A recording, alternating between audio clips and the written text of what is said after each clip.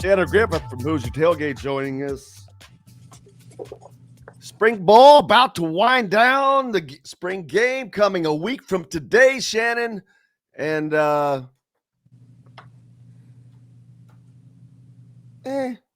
spring is what spring is. But things start to separate. The difference for Indiana is there's not going to be all the secrecy with who's what and who's where, who. Well, we haven't made a decision on quarterback yet. Well, I know it's the third game of the season, but we still we're looking at our quarterbacks. There won't be any of that. No. Curtis Rourke, who was easily, called the starter almost immediately, and that's not going to change, I don't think. I think the only question in the quarterback's room will be who's going to end up number 2.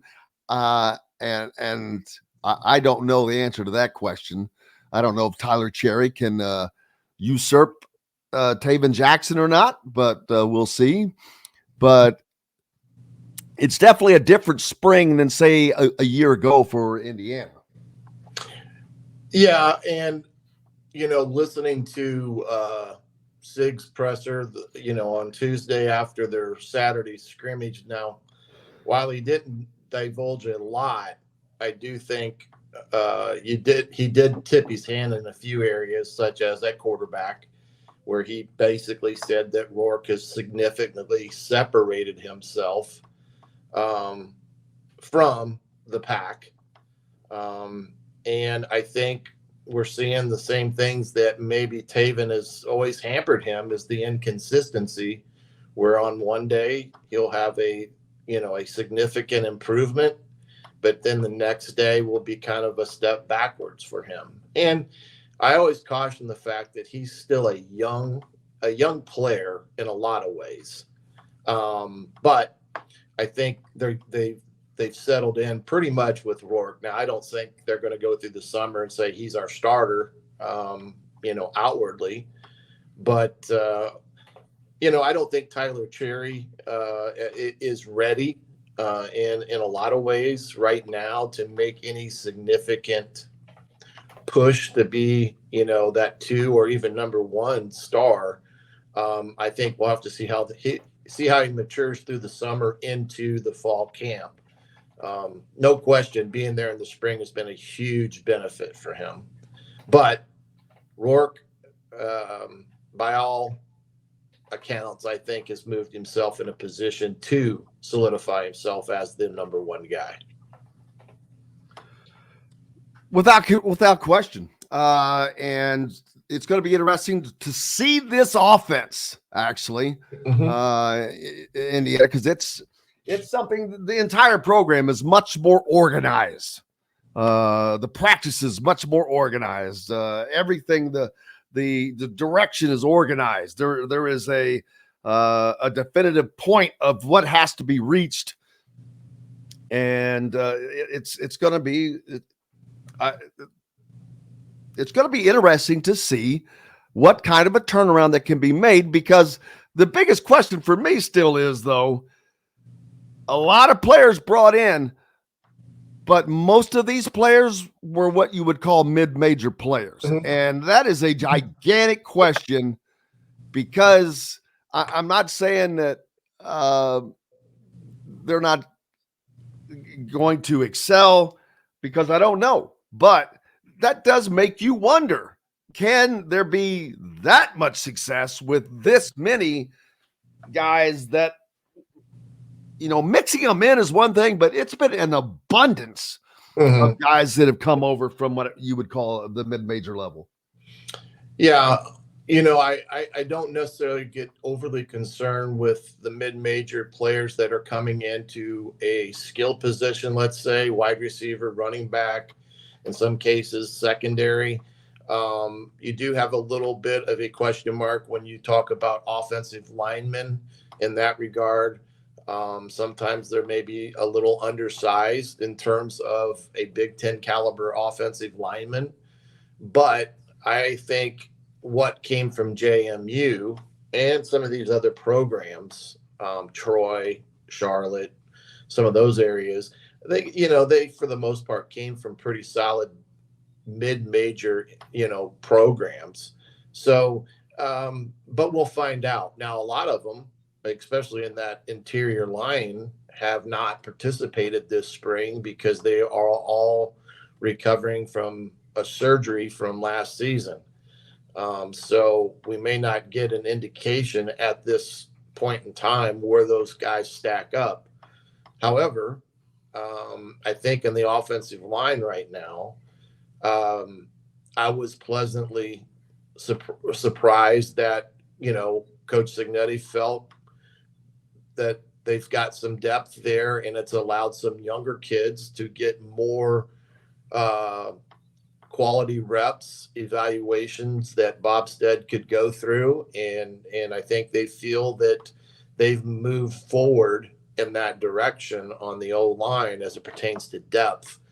I do think there's a concern based upon just me maybe overly reading into what Coach Cignetti said Tuesday was, I don't think in the defensive line they're overly comfortable there with their depth. And I do think they will evaluate the portal in terms of potential people that can help, especially on the defensive side of the ball. And I think they're a little uncertain in the secondary as it pertains to what they have there. However, I do feel like they have a strong linebacking crew.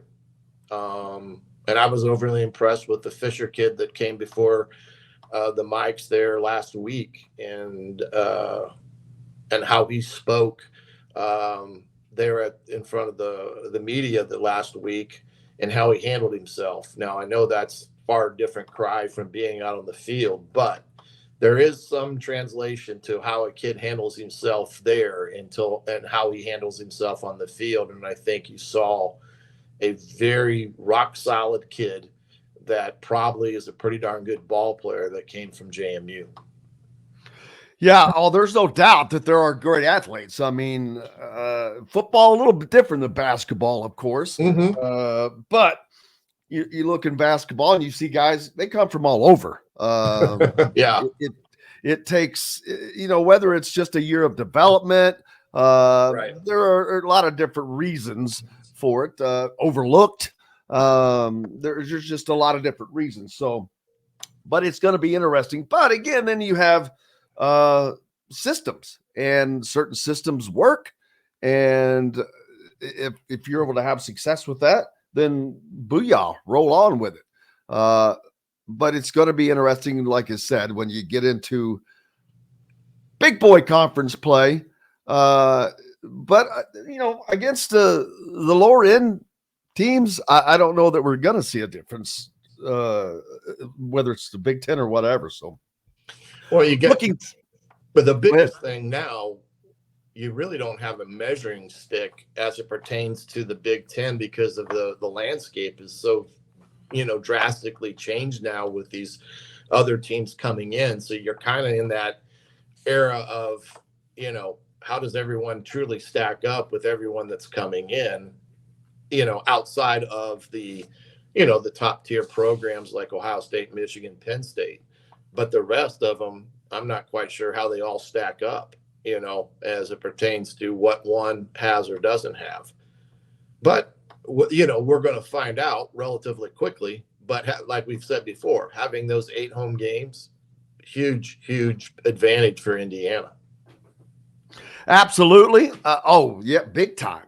Not only that, I've talked about, and it's kind of, I don't know, it's funny for me to be making this analysis, but the fact that there are so many teams that have a new coach, but Indiana is one of them. Yeah. But Indiana seems to be, I don't know, less impacted or better impacted than most. Usually there's a step back, but I think for Indiana, it's going to be an instant step forward. That is a rare thing to see when you change coaches, to have an immediate step forward. But I think that's going to be the case for the Hoosiers. Well, certainly there's that opportunity just through what we've seen to date on paper and what we're getting an opportunity to, decipher from what's being said in pressers and things of that nature.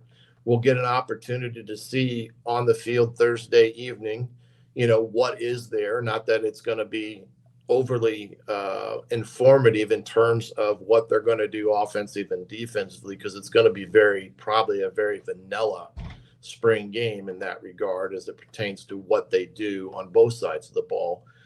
But I do think that I thought some poignant comments that Cignetti has had at the podium, talking about the wide receiver room. The 4 transfers that have come in have been really dynamite in his eyes in terms of what they've been able to display. And him making the comment about Donovan McCulley having to step it up. That just shows you right there that just because you were something a year ago has no bearing on what is coming before you now. You must compete, and you must compete every single day.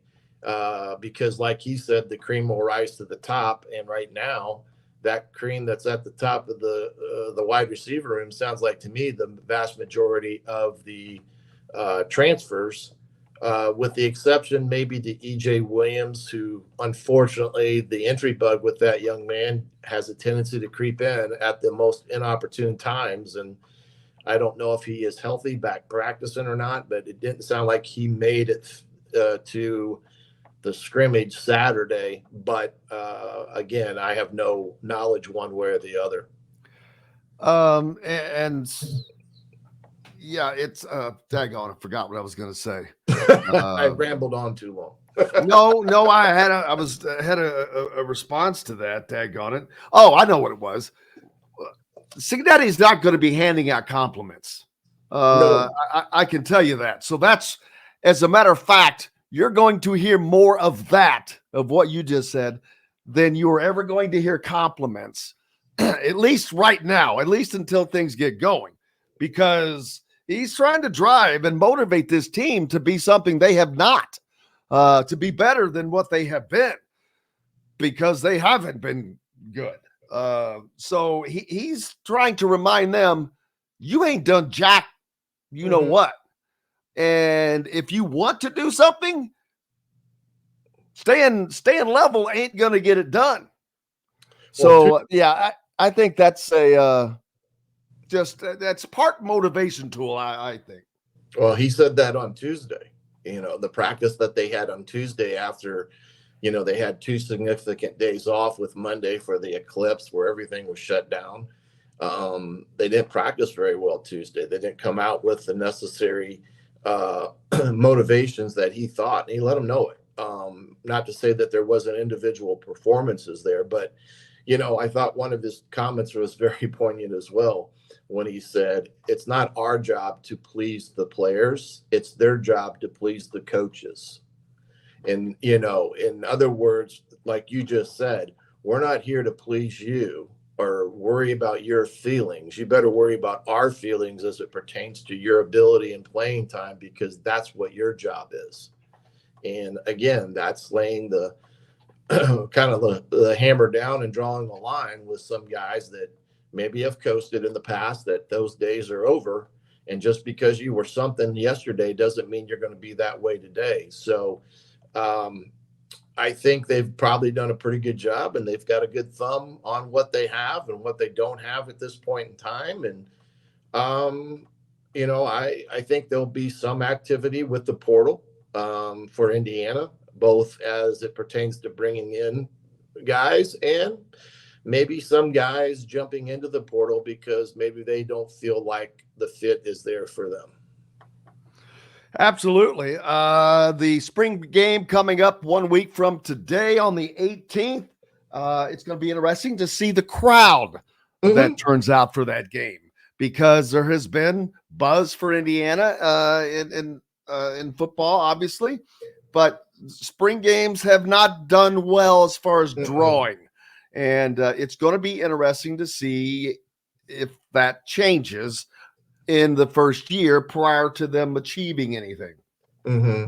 Well, I think it'll be interesting to see the student involvement on a Thursday evening at 8 o'clock, a part of that Little Five weekend, and whether the general fan base can get out and see that game on Thursday night. Hey, I'm making the trip, man. It's a 3-hour drive from where I'm at, and I'm anxious to see with my own eyes what is out there running around for Indiana. And I think if you're right, you'll get a gauge of that support. Not to say that it's a you know end all be all, but I'm anxious to see as well what shows up. Do the students show up? Because I think that's as important as anything is the student involvement, and I think you'll see a pretty good inter squad scrimmage, as good as it can be for a spring game.